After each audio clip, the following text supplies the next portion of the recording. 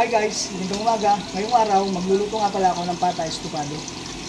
Nagprito na nga pala ako ng saging at carrots guys. Tapos pinrito ko na rin ang pata. Antayin lang natin yan guys hanggang sa mag golden brown. Okay na to guys, pwede na natin itong hanguin.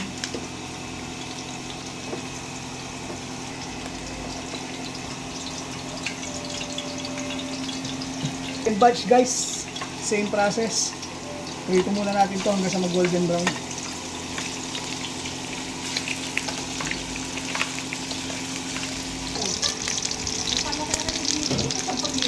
Okay na yan guys. Goods na to, hanguin na natin to.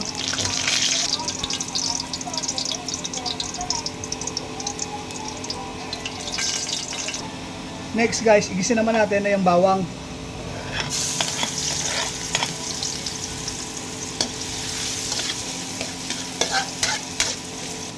Pag amoy na ng kapitbahay ang aroma nan guys, sunod naman natin na yung sibuyas.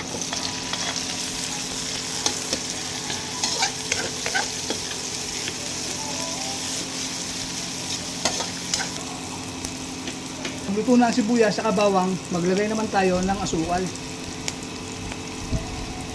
Tunawin natin yan guys hanggang sa matunaw.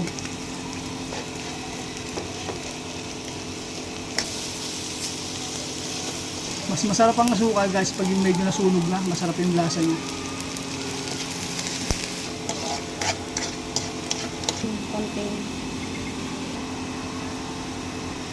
Guys, pag caramelize na yung ating asukal, sunod naman natin ilagay yung pinarito nating pata.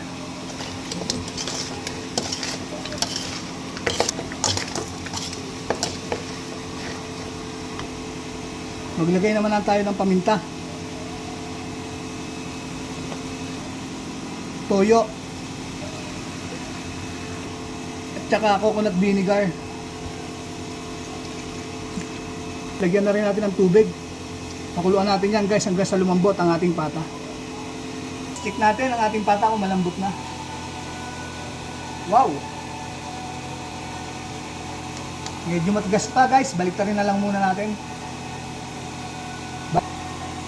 Pakuluan pa natin to guys ng 20 minutes.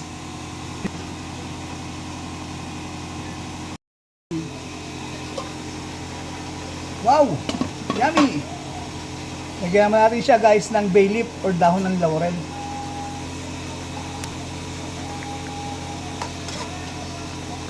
Tapos takpan ulit natin siya guys ng 10 to 15 minutes para sakto na yung lambot niya.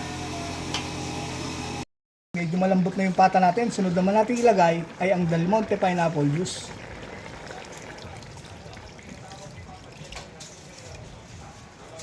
Pag medyo naiga na yung sabaw niyan guys, next naman natin ilalagay dyan ay ang carrots at saka yung pinarito nating saging.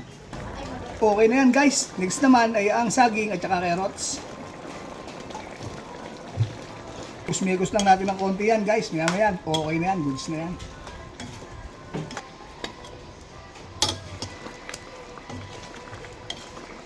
Wow! Pata estofado.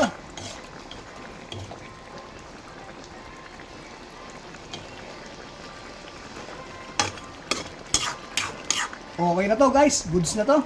Bye guys. Thank you for watching.